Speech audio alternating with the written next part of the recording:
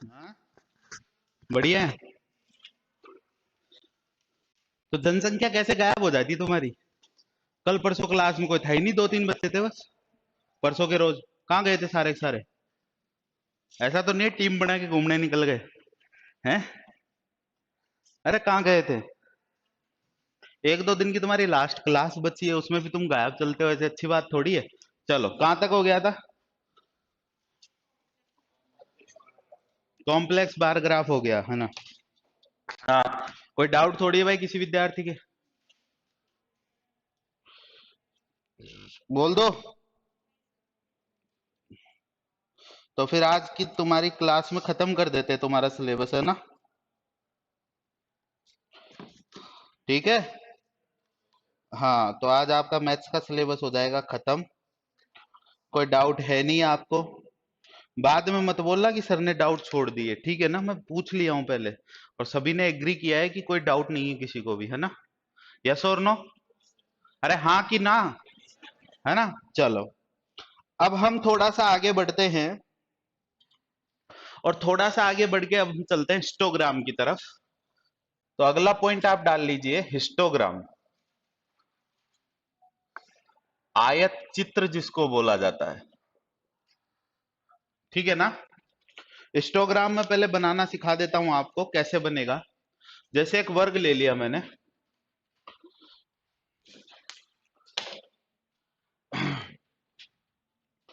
एक वर्ग आपका ले लिया और उसकी फ्रीक्वेंसी आपके सामने ले ली।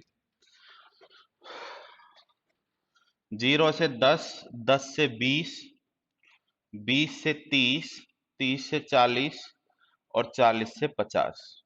ठीक है। लास्ट में क्वेश्चन दिया था, आई थिंक हो गया था क्लास में, या कर लिया था आपने घर जाके? हो गया था। चलो ठीक है। इसकी फ्रीक्वेंसी हम देख लेते हैं। इसकी फ्रीक्वेंसी है 15, 9, 11, 7 और 6। ठीक है। आपको कहा गया कि किसी विद्यालय में कुछ बच्चों के मार्क्स देखे गए 50 नंबर के पेपर में। तो 0 से 10 दिन के मार्क्स आए, वो 15 बच्चे थे। ठीक है ना? 10 से 20 दिन के मार्क्स आए, ऐसे 9 बच्चे थे।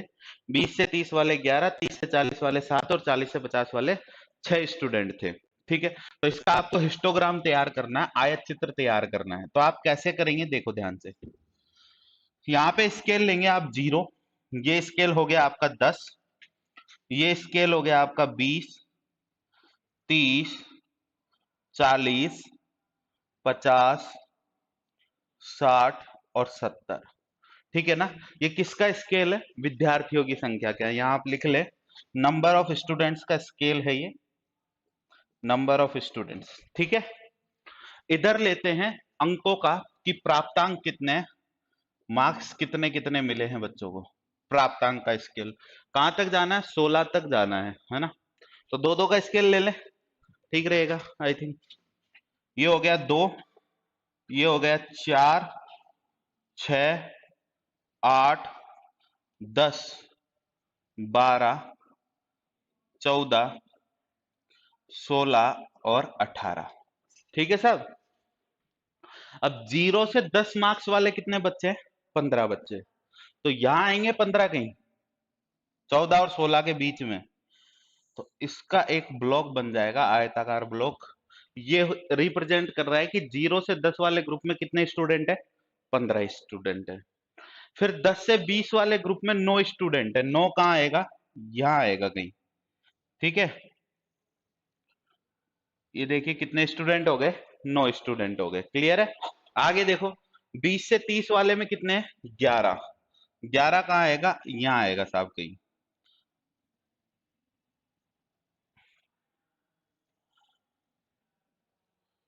तो 20 से 30 वाले में कितने आ गए? 11 आ गए। फिर 30 से 40 वाले में कितने स्टूडेंट है? 7 स्टूडेंट है, यहाँ कहीं आएगा। ये लो साहब, 7 स्टूडेंट आ गए। और 40 से 50 वाले में कितने हैं?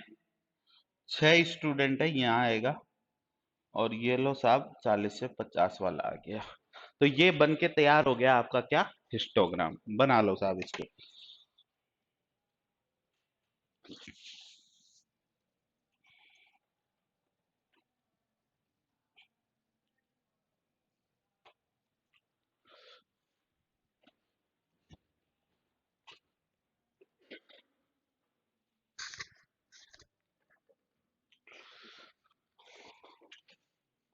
क्वेश्चन वोश्चन निकाले क्या स्टेटिक्स के और ग्राफ वाले घर जाके थोड़े बहुत ट्राई किए क्या?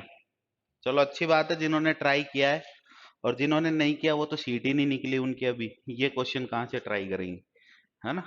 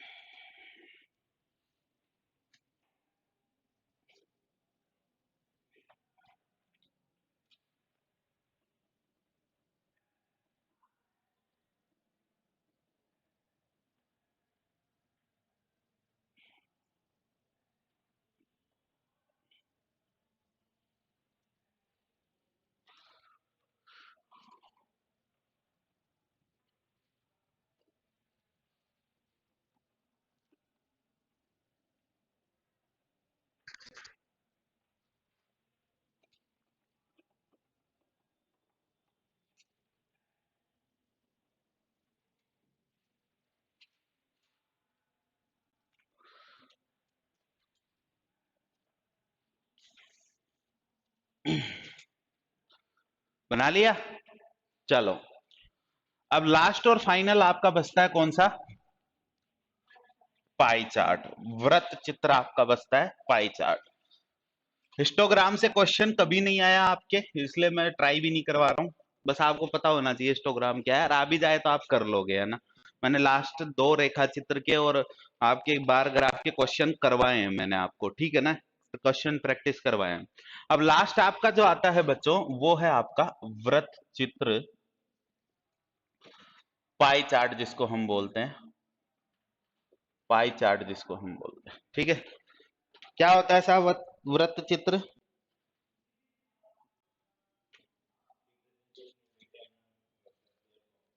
Circular form. और कोई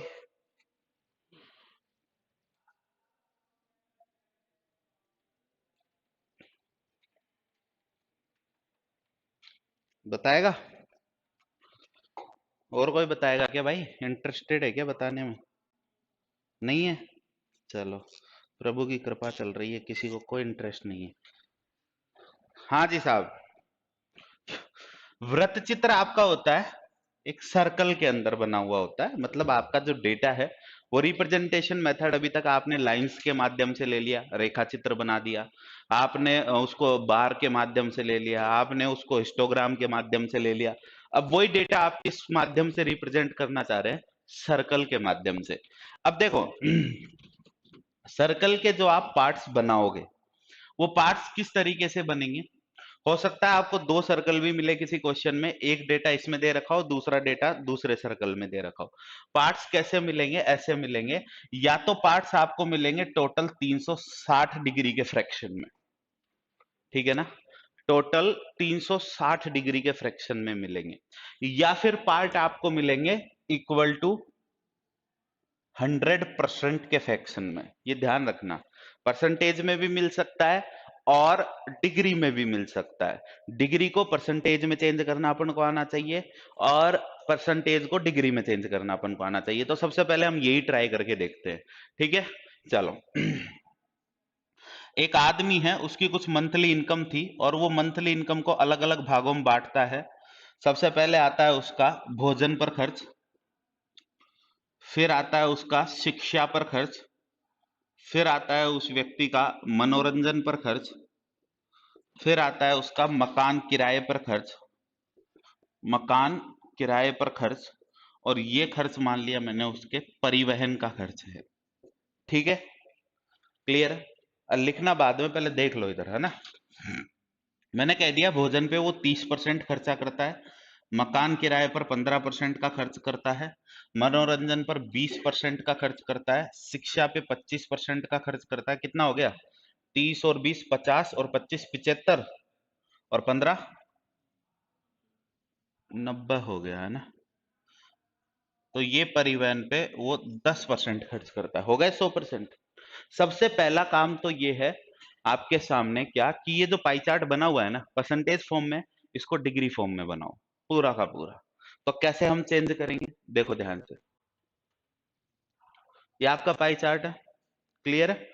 इसके मैं फ्रैक्शंस कर लेता हूं पहले। ये बन गया आपका मकान किराया, मकान किराया। ये बन गया आपका भोजन, ये बन गया आपका शिक्षा, ये बन गया आपका मनोरंजन, ये बन गया आपका परिवहन, और बचा हुआ कुछ नहीं बचा। शिक्षा, मकान किराया, भोजन, शिक्षा, मनोरंजन, परिवहन, 5 ही थे क्या? 1 2 3 4। चलो ठीक है, ज्यादा छोटा बड़ा बन गया थोड़ा, इसको ऐसे कर लेते हैं ना। देखो साहब, परिवहन का हो गया है ये वाला ब्लॉक, मकान किराए का दे देते हैं ये वाला, भोजन का दे देते हैं ये वाला, ये हो गया शिक्षा का। हो गए 5 ब्लॉक, 1 2 3 4 5। ठीक है, चलो। अब सबसे पहले देखो मकान किराया कितना है आपका, 15% है ना। अगर यही पाई चार्ट आपका डिग्री में आता तो कैसे आता? 15% है, कितने में से? टोटल कितना था? 100। 100 में से 15 है तो 360 में से कितना हो जाएगा? निकल जाएगा बड़ी आसानी से। तो निकाल लो, 5 से काट लो, 5 तिया 15 और 20 पंजे 100, 0 से 0 कट गया, कितना आ गया? 18। तो 18 ती कितना आ जाएगा? 54 आ जाएगा। तो आपका मकान किराया कितना आ गया? ये है ना मकान किराया, ये आ गया आपका 54 डिग्री लिखा हुआ था। क्लियर है ना बात इतनी? अगर आपसे पूछा जाता भोजन, भोजन कितना आ जाएगा भाई? 15% का डबल है, तो आप निकालोगे तो भी ऐसे निकालोगे, 30/100 गुणा 360, तो ये आ जाएगा 54 का डबल कितना? 108 डिग्री आपका आ जाएगा। ये आ गया आपका कितना? 108 डिग्री भोजन का आ गया। ठीक है ना। फिर शिक्षा का आता है 25%, निकाल लो साहब। 25/100 गुणा 360, तो 1/4 हो रहा है सीधा सीधा। 4 का भाग दोगे कितना आ जाएगा? 90 डिग्री का आपका बन जाएगा, किसका? शिक्षा का। फिर 20% किसका बन रहा है? मनोरंजन का। 10% होगा 360 का 36, 36 का डबल 72 डिग्री, और ये कितना आएगा? 36 डिग्री। तो अगर आपका मान लो परसेंटेज से डिग्री में कहीं बदलने को आ जाए, या डिग्री से परसेंटेज में बदलने को आ जाए, जैसे अभी ये डिग्री, ये 54 डिग्री था, आपको कहा इसका प्रतिशत निकालो, तो कैसे करोगे?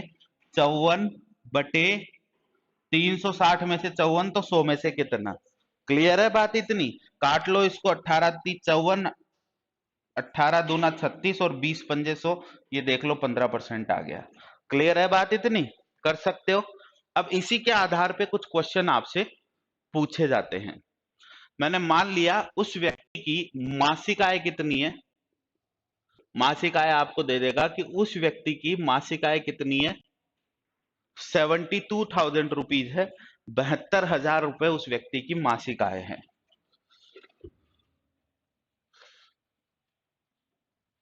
ना। उस व्यक्ति की मासिक आय दे दी कितनी? 72,000 रुपए। अब क्वेश्चन किस टाइप से बनेंगे? व्यक्ति का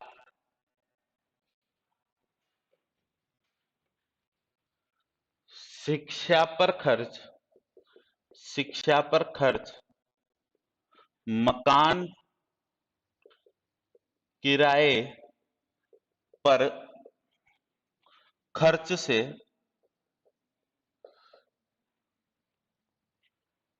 कितना प्रतिशत अधिक है? कितना प्रतिशत अधिक है, पहला क्वेश्चन। ठीक है। दूसरा क्वेश्चन आपका बनेगा, परिवहन, मनोरंजन तथा शिक्षा पर खर्च का, तथा शिक्षा पर खर्च का मकान किराए तथा भोजन पर खर्च के साथ अनुपात ज्ञात कीजिए। क्लियर है बात इतनी? अगला प्रश्न आपके लिए लिखा हुआ है क्या? मकान किराया,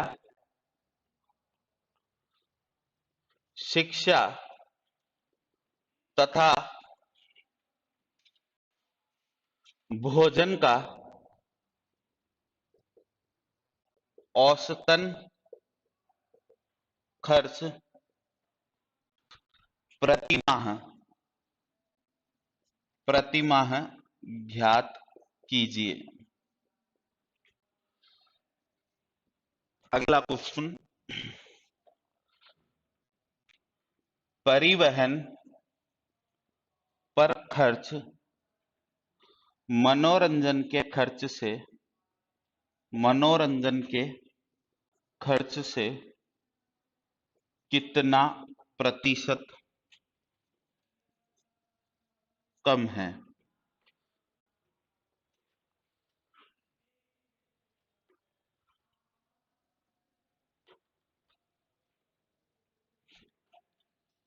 अगला प्रश्न, यदि उस व्यक्ति की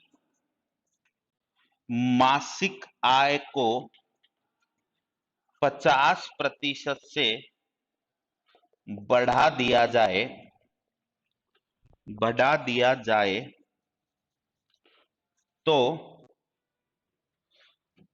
भोजन पर होने वाला खर्च मकान किराए पर होने वाले खर्च से कितना अधिक होगा? ये क्वेश्चन है आपके स्पाई चार्ट के लिए। आपको इन सभी प्रश्नों का जवाब देना है। 5 मिनट का समय है आपके पास। सवाल को उतार लो ढंग से और जवाब दो अपने प्रश्नों के।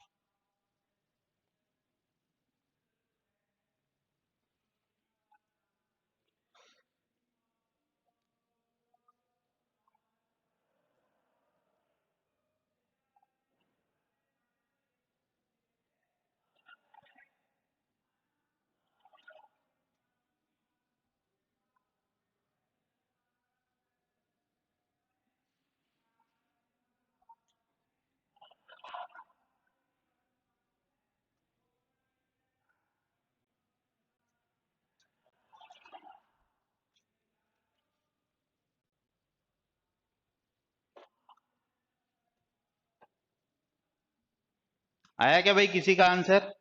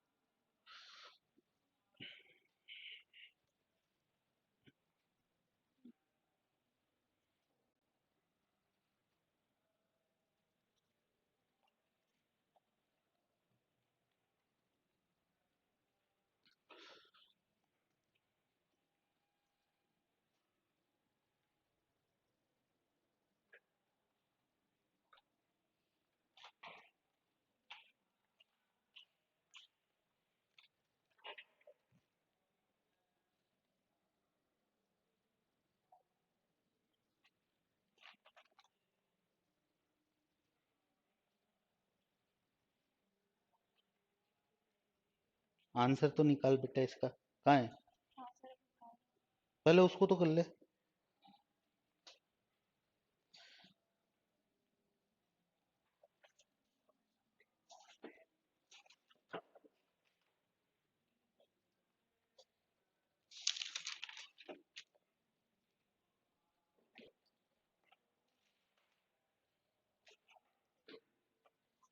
पहले प्रश्न का उत्तर कहाँ है?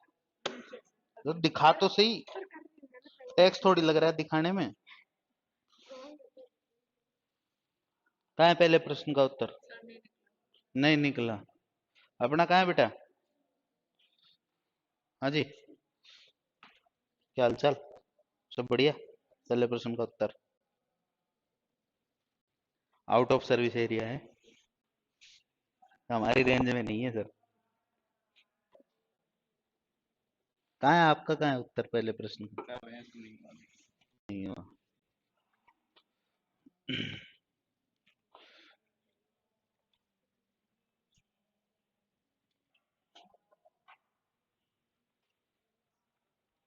अरे निकालो भाई, जल्दी करो, काफी टाइम ले लिया, 10 मिनट हो गए तुमको। नहीं निकला?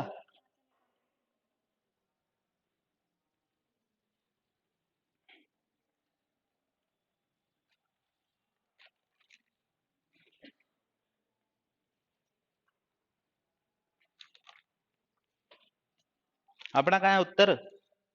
मेरे को टिपा दे, कोई दिक्कत नहीं है। हम्म, हाँ जी, पहले प्रश्न का उत्तर कहाँ है? ये पहला तो बताओ पहले। हाँ, कहाँ है? ठीक है।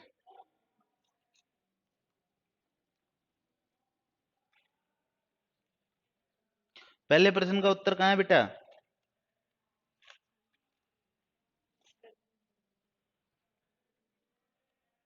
अपना? अरे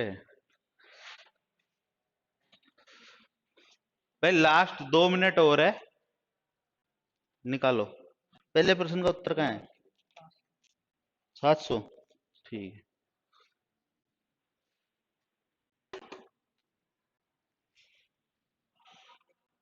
यार ऐसे थोड़ी ना चलेगा, मास्टर बनना है तुमको और तुम शर्माओगे।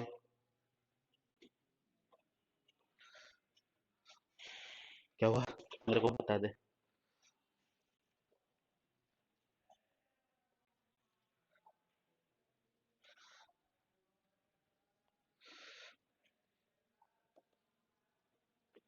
पहले का भी नहीं आया?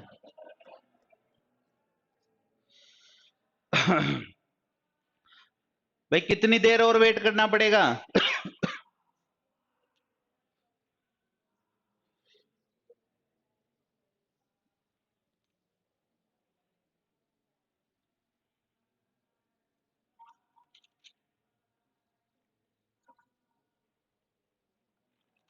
क्या कर रही है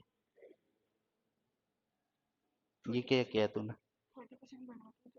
कितना? 40? 30? 30 कहाँ लिखा है मैंने?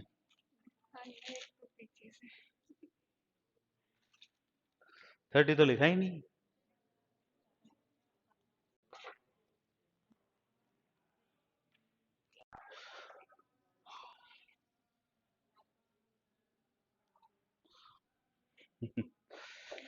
मजा आ गया आज तो है।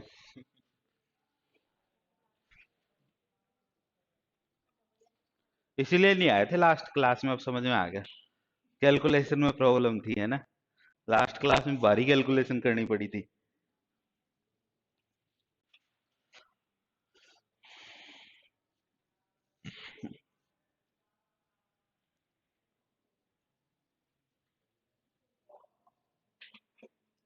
अपने कहाँ है उत्तर भाई साहब? कहाँ है पहले प्रश्न का उत्तर? पहले का 7,200। दूसरे का औसत वाला। ठीक है।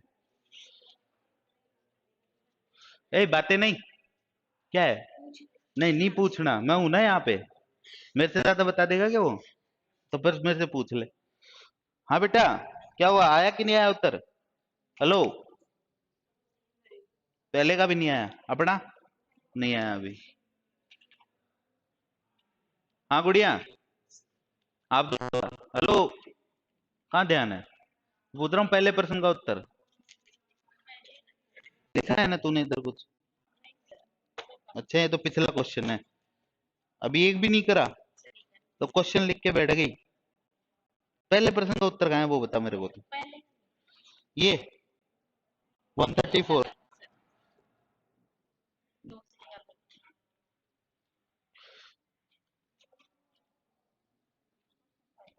नहीं निकला 50%। देखना उधर क्या लिखा है।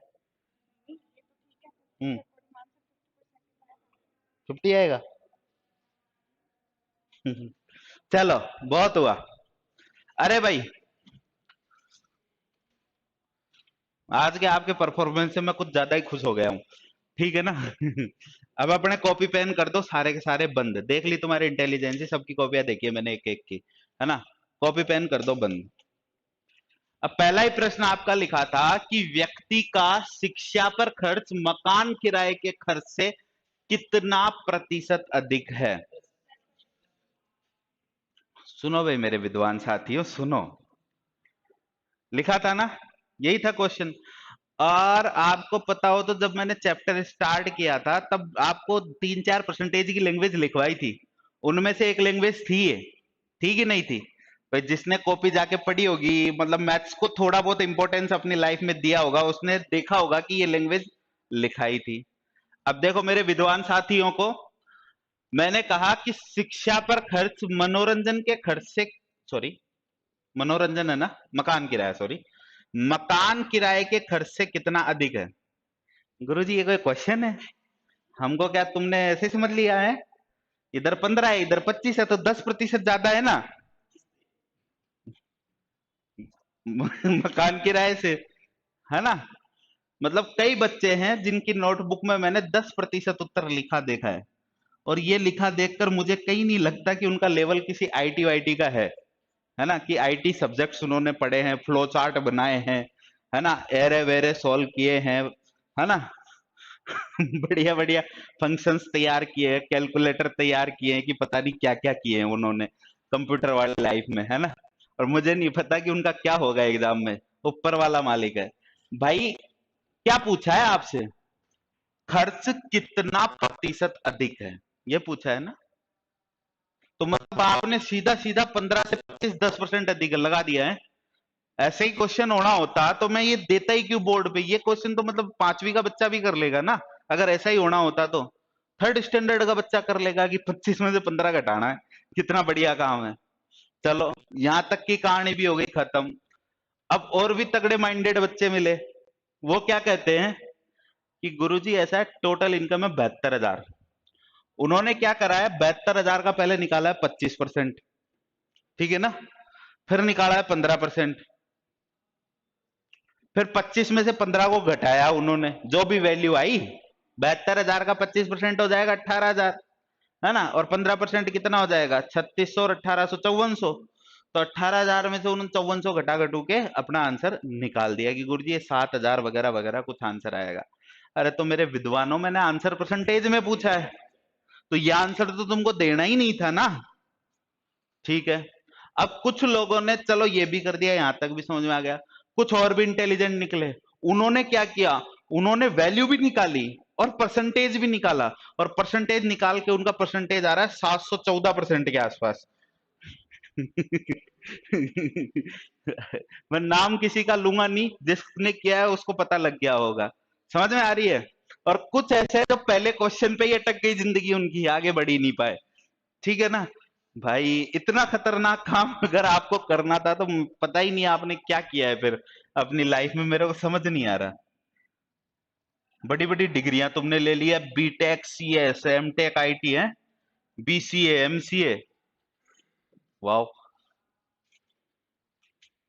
पहली बात तो सबसे मूर्खता वाला काम उन लोगों ने किया है जिनका 10% आंसर आया है। क्वेश्चन साफ साफ कह रहा है कि शिक्षा पे जो खर्च है ना, वो मकान किराए के खर्च से कितना प्रतिशत अधिक है। मतलब आपकी अधिकता की तुलना करवाई है उसने यहाँ पे। अब कई लोग इसमें वैल्यू निकाल के आंसर देते, ठीक है, माना कि उनका ठीक है कि वैल्यू निकाल के दे रहे हैं, पर इसमें वैल्यू निकालने की भी कहीं आवश्यकता नहीं थी मेरे हिसाब से, तो कि आप 72,000 का कैलकुलेशन करके 25% निकालो और 15% निकालो, ऐसी कोई आवश्यकता नहीं थी। ये परसेंटेज किस बेस पे बना हुआ है? ये टोटल डेटा के बेस पे ही तो बना हुआ है। 72,000 रुपए उस व्यक्ति की मासिक आय है, तो 72,000 रुपए उस व्यक्ति की मंथली इनकम का 100% है। यस और नो? भाई मतलब क्या होता है 100% का? 100% का मतलब यही तो होता है ना कि किसी मान का, किसी संख्या का, किसी वैल्यू के पूरे भाग की हम बात कर रहे हैं, दैट इज 100%। भाई कोई भी बात है, अभी आपकी बैग में कितनी बुक्स रखी है, जितनी भी रखी है वो अपने आप में 100% है। आपके पर्स में, आपके वॉलेट में कितना पैसा है, अपने आप में 100% है, अभी जितना भी है। समझ में आ रही है बात आपको? तो आपको करना क्या था कि भैया मकान किराए पे खर्चा 15%, वैल्यू भी निकालने की जरूरत नहीं थी, और शिक्षा पर खर्च है 25%। आपसे पूछा है कि शिक्षा पर खर्च मकान किराए के खर्च से कितना प्रतिशत अधिक है, मतलब आपकी तुलना मकान किराए से नहीं की, उसकी अधिकता से की है। समझ में आ रही है? कितना अधिक है? 10% अधिक है। तो 10 अधिक है कितने से? सॉरी, 10 अधिक है कितने से? 15 से। 100 से कितना अधिक होगा? 2/3। 2/3 की डायरेक्ट वैल्यू आती है 66 से ही 2/3% उत्तर होगा। सही उत्तर ये होगा इस प्रश्न का। सिर्फ एक या दो बच्चों का है ये सही उत्तर, 2-3 स्टूडेंट है, 1 2 3, हाँ 3 स्टूडेंट्स का है ये। मतलब इतना इजी काम करना था, आपको पता ही नहीं क्या किया है, भगवान ही जाने। क्लियर है पहला क्वेश्चन? कोई डाउट है, कोई दिक्कत है तो बताओ, अभी भी मैं रुक जाऊंगा यहीं, आगे नहीं बढ़ने दूंगा क्लास को। बोलो, अरे बोलो, हाँ कि ना? बोलते भी नहीं है। अरे भाई मैं कोई जादूगर, जादू टोने वाला थोड़ी हूं तो तुम्हारे मन के अंदर घुस के बात का पता लगा लूंगा। समझ आया है तो हाँ बोलो, नहीं समझ आया तो ना बोलो, कुछ तो बोलो। आ गया कि कोई तीसरी स्टेट चली गई है तुम्हारी, कि समझ भी आया और नहीं भी आया, ऐसी कोई स्टेट है? क्लियर है भाई? चलो, दूसरा प्रश्न है परिवहन, मनोरंजन तथा शिक्षा पर खर्च, मकान किराए तथा भोजन के खर्च के साथ अनुपात बनाइए। अब इस अनुपात के लिए आपने वैल्यूज निकाली होंगी, है ना? ऐसे किया होगा, देखो मैं बता देता हूं पहले कैसे किया होगा। परिवहन, मनोरंजन और शिक्षा, ये परिवहन रहा, ये मनोरंजन रहा, ये शिक्षा रहा। 55% हो गया। 55 की 65, 30 और 20 50 और 10 60, 65% हो गया। 65% हो गया हिसाब ये। और बचा क्या? मकान किराया और भोजन। क्यों? परिवहन, मनोरंजन और शिक्षा। परिवहन 10, अच्छा मनोरंजन है, मैं शिक्षा को ले रहा था। 55%, ठीक है। अब आ रहा है मकान किराया और भोजन। मकान किराया 15 और 30, 45%। तो कई लोगों ने इसका कंप्लीट वैल्यू निकाला होगा, आई थिंक सो, ठीक है ना? कि 72,000 का पहले 55% निकालो। इधर देखो, 72,000 का 55% आपने निकाला, इसका अनुपात आपको किसके साथ लेना है? इसका अनुपात आपको लेना है 72,000 के, अरे तो मेरे विद्वान साथियों 72,000 लिखने की जरूरत थोड़ी है भाई। 55 और 45% जो बना है वो टोटल वैल्यू का ही तो बना है। तो आपको कहीं भी इस क्वेश्चन में भी डेटा का यूज करने की कहीं आवश्यकता नहीं थी। समझ में आ रही है? मतलब दूसरा प्रश्न भी आपका बहुत इजी क्वेश्चन था, क्योंकि अगर आप 72,000 को लोगे भी तो वो कटेगा ही, उसका अंतिम सत्य यही है। समझ में आ रही है बात इतनी? तो क्या आ जाएगा? सीधा सीधा अनुपात यही से निकाल लो ना, 11 पंजे 55, 9 पंजे 45, बात खत्म। इतना सा क्वेश्चन था। और पता नहीं ऐसी कौन सी रिसर्च कर रहे हैं, पूरी तो कॉपी का पीछे वाला पेज खराब कर दिया। मैं कहा यार साइंटिस्ट हो गए तुम तो, तगड़े है ना। तो सेकंड क्वेश्चन का आंसर क्या होगा आपका? 11:9। क्लियर है बात इतनी? चलो अगला प्रश्न देखो। क्लियर है भाई? सेकंड क्वेश्चन को दिक्कत थोड़ी भाई किसी को? कितने लोगों का आंसर सही है सेकंड क्वेश्चन का? झूठ का है बोल रहा है? अब पता नहीं कैसे आ गया, पहले तो नहीं आया था। एक और दो और तीन, तेरा भी गलत है। शाबाश। चलो आगे बढ़ो। मकान किराया, शिक्षा तथा भोजन का औसतन खर्च प्रति माह ज्ञात कीजिए। औसत पूछा है आपसे, किस किस का? मकान किराया कितना है? 15। भोजन कितना है? 30 है भाई भोजन तो। और शिक्षा कितनी है? 25 है। तो कई लोगों ने यहां भी वैल्यू निकाली है कि 72,000 का पहले 15% निकाला, फिर 30 निकाला, फिर 25 निकाला, फिर तीनों को जोड़ा, फिर 3 का भाग दिया। यस और नो? आपको ऐसा नहीं करना था। आप क्या करें, सीधा सीधा ये परसेंटेज का औसत निकाल लें। ठीक है ना? कितना आ जाएगा? 30 और 20 50 और 10 60। औसत कितना आ गया? 20%। पर आपसे परसेंटेज में तो उत्तर पूछा नहीं है। आपसे क्या पूछता है? औसतन खर्च प्रति माह है। तो औसत ही तो है ये 20%। तो 72,000 का अगर आप 20% निकालोगे तो कितना है? 70 होगा क्या? 30 और 20 50 और 10 60 और 10 70। हाँ, 70% बटे 3 आ गया औसत, है ना? अब आपको क्या करना था? आपको करना यह था सीधा सीधा 72,000 का 70/3% निकाल दो, औसतन खर्च आ जाएगा। जबकि आपने किया क्या, जिन्होंने किया एक दो कॉपी में मैंने देखा नोटबुक में, तो 72,000 का उन्होंने पहले 15% निकाला है, फिर 30%, फिर 25%, फिर तीनों को ऐड किया है, ऐड करके फिर 3 का भाग देके आंसर निकाला है। भाई इतनी कैलकुलेशन की जरूरत ही नहीं है आपको। सीधा सीधा क्या करना था? 72,000 का 70/3% निकालना था, तो निकाल लो। ये लो, 72,000 का 70/3% हमें निकालना है, तो कितना हो जाएगा? 24,000 हो जाएगा।